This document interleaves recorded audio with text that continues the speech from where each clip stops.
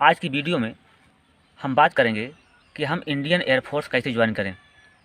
बहुत सारे स्टूडेंट होते हैं जिनको मालूम नहीं होता कि इंडियन एयरफोर्स कैसे ज्वाइन करना है। आज हम इसी इम्पॉर्टेंट टॉपिक पर बात करते हैं। हम बात करेंगे कि इंडियन एयरफोर्स में जाने के लिए योग्यता कितनी होनी चाहिए, एज लिमिट और हाइट कितनी होनी चाहिए, परीक्षा फॉर्म कब आता है, सिलेक्शन प्रक्रिया क्या है, इंडियन एयरफोर्स में सर्विस के दौरान कौन कौन सी सुविधाएं मिलती हैं। इसलिए यह वीडियो आपके लिए बहुत इम्पॉर्टेंट होने वाला है। अगर इस वीडियो को लाइक ना किए हों तो इस वीडियो को लाइक कर दें तथा हमारे चैनल को सब्सक्राइब करें। एक्स और वाई ग्रुप की परीक्षा सेंट्रल एयरमैन सिलेक्शन बोर्ड द्वारा कंडक्ट कराई जाती है। परीक्षा फॉर्म को केवल मेल तथा अनमैरिड अभ्यर्थी ही अप्लाई कर सकते हैं। इंडियन एयरफोर्स के एक्स और वाई परीक्षा फॉर्म को कंप्यूटर की वेबसाइट www.airmanselection.cdec.in पर जाकर देखा जा सकता है। इंडियन एयरफोर्स में एक्स और वाई ग्रुप का परीक्षा फॉर्म साल में 2 बार निकलता है। इसका पहला परीक्षा फॉर्म 1 से 15 जनवरी के मध्य निकलता है। इसकी परीक्षा अप्रैल में होती है तथा दूसरा परीक्षा फॉर्म 1 से 15 जुलाई के मध्य निकलता है और इसकी परीक्षा सितंबर में होती है। एक्स तथा वाई दोनों ग्रुप की परीक्षा ऑनलाइन बेसिस पर तथा MCQ पैटर्न पर होती है। एक्स और वाई ग्रुप में जाने के लिए ज्वाइन के समय हमारी एज 17 से 21 वर्ष के मध्य होनी चाहिए। लेकिन अगर हम परीक्षा फॉर्म भर रहे हों तो उस समय 16 से 20 वर्ष के मध्य हमारी एज होनी चाहिए। एक्स और वाई दोनों में जाने के लिए हाइट 152.5 सेंटीमीटर होनी चाहिए और चेस्ट 5 सेंटीमीटर फुलाने पर होना चाहिए। अब हम क्वालिफ़िकेशन की बात करते हैं। तो यस ग्रुप में जाने के लिए 12वीं फिजिक्स और मैथ के साथ 50% अंकों से उत्तीर्ण होना चाहिए। लेकिन इंग्लिश में अलग से 50% अंक 12वीं में होना चाहिए। अगर आप 12वीं उत्तीर्ण नहीं हैं तो 3 वर्षीय पॉलिटेक्निक में डिप्लोमा होना चाहिए। लेकिन अगर डिप्लोमा में इंग्लिश नहीं है तो हाई स्कूल में इंग्लिश में 50% अंक होना चाहिए। वाई ग्रुप में जाने के लिए स्ट्रीम मैटर नहीं करता।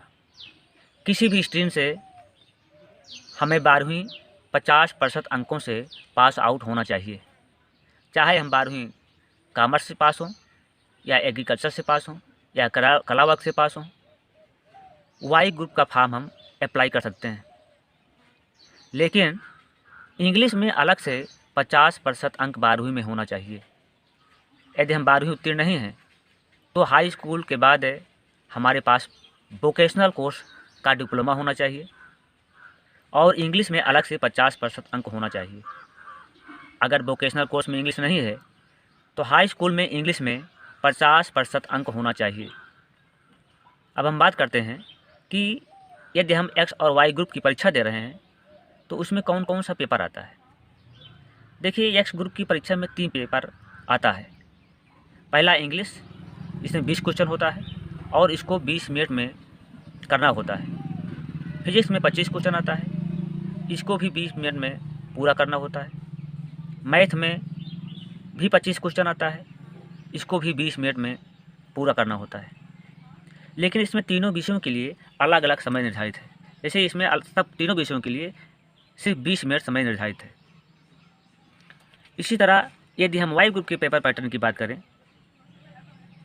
तो वाई ग्रुप में 2 पेपर होता है।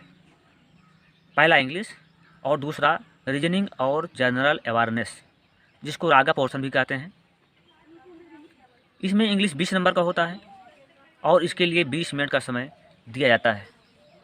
रागा पोर्शन 25 मिनट का होता है और इसके लिए 25 मिनट का समय दिया जाता है। अगर कोई स्टूडेंट एक्स और वाई दोनों ग्रुप की परीक्षा दे रहा है तो उसे इंग्लिश, फिजिक्स, मैथ और रागा पोर्शन की परीक्षा देनी होती है और उसे टोटल समय 85 मिनट का दिया जाता है। परीक्षा देने के बाद रिजल्ट आता है। उस रिजल्ट में जो स्टूडेंट कट ऑफ पार कर लेते हैं उन्हें फेज़ 2 के लिए बुलाया जाता है। फेज़ 2 को 2 भागों में बांटा गया है। पहला है पीएफटी और दूसरा है एडाप्टेबिलिटी टेस्ट। पीएफटी को फिजिकल फिटनेस टेस्ट भी कहते हैं। इसमें 1600 मीटर की दौड़ होती है जिसे हमें 6.5 मिनट में पूरा करना होता है। इसके बाद 10 पुशअप कराया जाता है, फिर 10 सेटअप कराया जाता है, फिर 20 स्क्वाट कराया जाता है। स्क्वाट जिसे हम उठक बैठक भी कहते हैं। एडाप्टेबिलिटी टेस्ट में 2 पार्ट होता है। पार्ट फर्स्ट जिसमें डीएफटी और एसआरटी होता है। डीएफटी का अर्थ है डायनेमिक फिटनेस टेस्ट। डीएफटी में 20 क्वेश्चन होता है जिसको 15 मिनट में पूरा करना होता है। एसआरटी जिसे सिचुएशन रिएक्शन टेस्ट भी कहते हैं। एसआरटी में 45 क्वेश्चन होता है जिसको 30 मिनट में पूरा करना होता है। एसआरटी में 5-10 क्वेश्चन रीजनिंग बेस के होते हैं, बाकी जो क्वेश्चन होते हैं वो सिचुएशन बेस होते हैं। एडाप्टेबिलिटी पार्ट 2 में जीडी होता है जिसको हम ग्रुप डिस्कशन भी कहते हैं। फेज़ 2 सिर्फ क्वालिफाइंग होता है जिसके लिए हमें कोई नंबर नहीं दिया जाता। यह सिर्फ क्वालिफाइंग टास्क होता है। इसके बाद फेज़ 3 की परीक्षा होती है जिसमें मेडिकल होता है। मेडिकल में eye test, ear test, dental test, blood test, urine test, ECG इत्यादि होते हैं। फेज़ 3 को क्वालिफाई करने के बाद ऑल इंडिया मेरिट बनती है जिसमें यदि हमारा नाम आ जाता है तो आपका सिलेक्शन इंडियन एयरफोर्स में हो जाता है। इंडियन एयरफोर्स में एयरमैन की 28 महीने की ट्रेनिंग होती है। इस ट्रेनिंग को 2 भागों में बांटा गया है। पहली ट्रेनिंग 6 महीने की होती है जिसको बेसिक ट्रेनिंग कहते हैं। दूसरी ट्रेनिंग 22 महीने की होती है जिसको एडवांस ट्रेनिंग भी कहते हैं। ट्रेनिंग के दौरान एयरमैन को 14,600 रुपये वेतन दिया जाता है। ज्वाइनिंग के बाद एयरमैन का वेतन